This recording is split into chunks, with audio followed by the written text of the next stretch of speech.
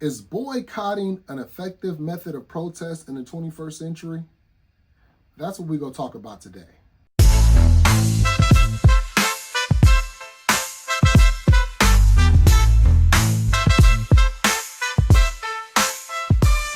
Greetings, beautiful people. It's your friendly neighborhood player partner, Brother Joshua Nehemiah.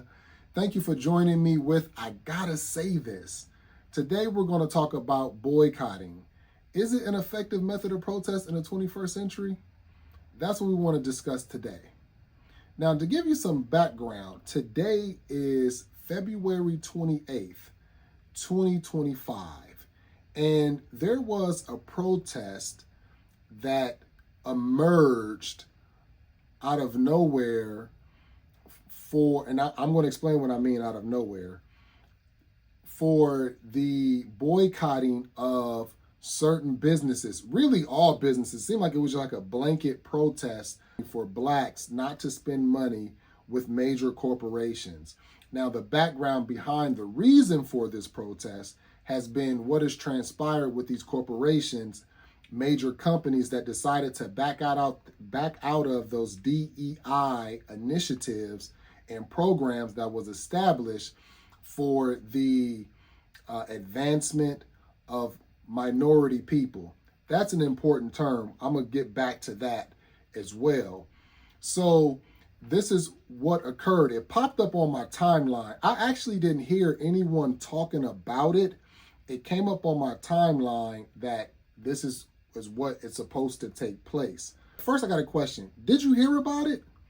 If you heard about it, chime in the comments how you heard about it, what you felt when you saw that there was a protest occurring, and if you protested or not by not spending your money.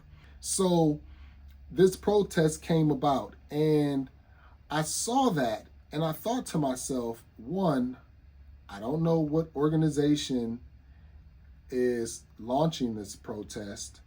Two, I don't know what is the intended outcome for this protest. And then three, I wondered how much talk about this boycott has actually happened word to mouth, or was this just a social media initiative? If you know what group initiated it, please let me know, because I did look for it, and even the post that I saw online, it had no stamp, no one taking credit for organizing this. That's really tremendously critical when conducting a protest or a boycott.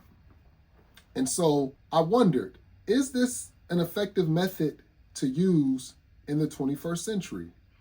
Now, anything that we can do that will impact the bottom line for any organization, any corporation, any nonprofit, any business, and their bottom line is revenue, anything that we can do to affect their revenue, it is effective.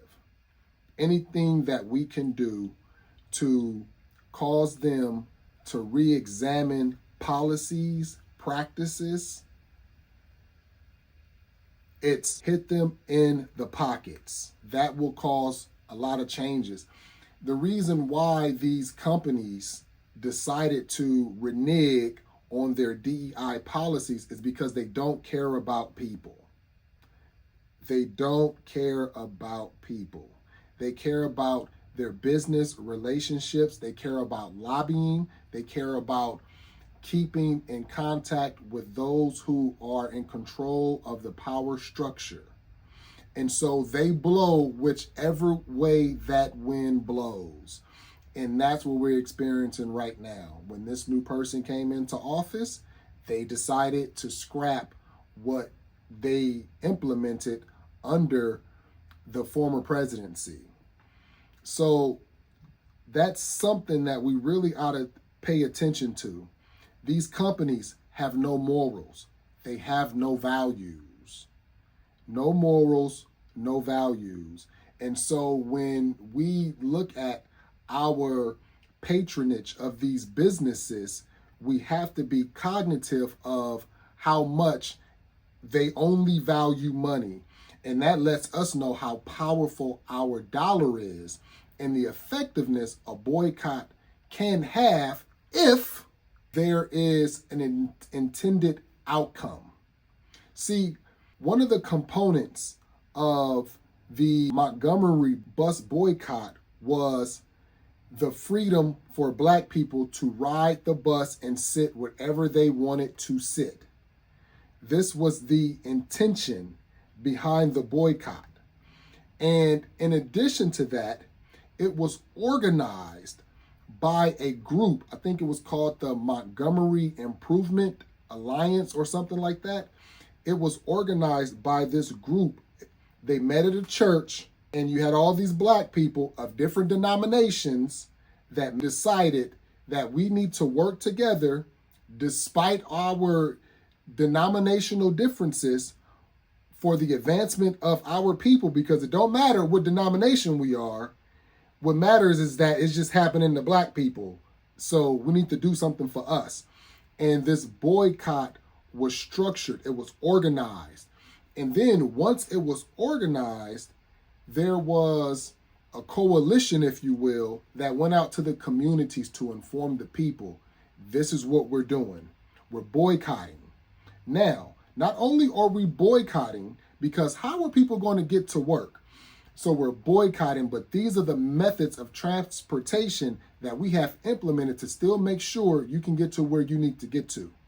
Now, doing this, the community was already close-knit. There was an existence of cohesiveness because of the oppression suffered by the white government and white civilians, that was the hatred that was demonstrated by them towards Black people. And not all white people, let me just be very clear about that. That has to be said. But the majority of them, okay? We talking the majority of them. I say maybe out of 100, 3, okay? Maybe 3. So anyway, you had this cohesion that was already existing, but then galvanizing in this way only brought about more brotherhood and togetherness. And so you had an organized effort with an intended outcome. And then when we're saying we're boycotting, we're not taking a bus, but guess what? We carpooling. We'll still get you there. With this boycott, I didn't see it being effective because I didn't read, and a lot of different posts came across my timeline, and I asked people, did they hear about it? And some people did. They saw it on IG or on some type of social, but they didn't hear about it. So that's really interesting to me. So when it was said to boycott, there was no alternative offered to say, hey, don't buy anywhere except for Black businesses. There was no, hey, today we're only supporting Black businesses. So we're not buying at any major retailer. Get what you need to get. Google, look for a Black business. And we're not talking minority owned. Let me say this now. So the idea of minority owned, we've been bamboozled. I'm gonna use that word. We got messed up with that word, Black people. This idea of being a minority, and I'm not even talking about just numbers. I'm talking about what that term means politically. We should have allowed it to remain clear in language, whether it was going to be identified as Black people or African American people, whatever the language that was required for the implementation of certain policies, it should have been specifically designated for Black people. Because this term minority is a catch-all term for Black people, minorities. And so everybody else comes in under this minority umbrella.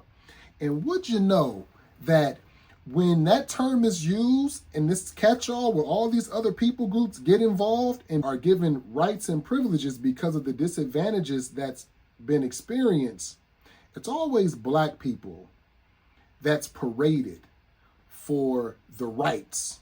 But simultaneously, it's always Black people that receives the shorter end of the stick for said benefits, policies, laws, practices for this minority group. And so this service has been brought against us, even with this DEI initiative. Stuff that should just be for Black people should have just been for Black African American people. I'm not talking about any other people group when I say that, because this country has intentionally, this government has intentionally, over years, over decades, hundreds of years, intentionally worked to sabotage and marginalize Black people born on this soil prior to Columbus's arrival. Okay, this is real history here. So that those terms caught us at a disadvantage. So we shouldn't be looking at things to say the alternative is buy at a minority business when we're boycotting these major corporations. It should be buy at a Black business. All this month of February, we should have just been encouraging buying Black, shopping Black, going to Black businesses. That really should have been the encouragement. And now I'm like, I got to get on this gold mic more and be a part of that, because I feel that there has to be some voice crying in the wilderness for these things.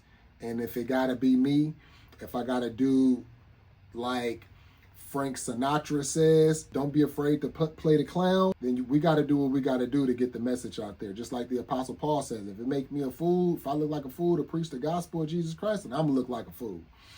And if it make me look like a fool to say, to go tell it on a mountain, over the hills and everywhere, to shop Black, to support Black people, for Black people to treat Black people special, then I'm going to look like a fool doing it. So this boycott that took place, I didn't see this as effective. Now, my question to you is, did you boycott? Why? What happened in your heart to make you say, I'm going to participate in this. I'm not shopping. I'm not buying anything. And what happened in your heart to make you say, nah, I'm about to go right on Amazon right now. I'm pulling up to Costco, even though I just read this post. What were the things that happened with you as an individual to make you participate or cause you to not participate?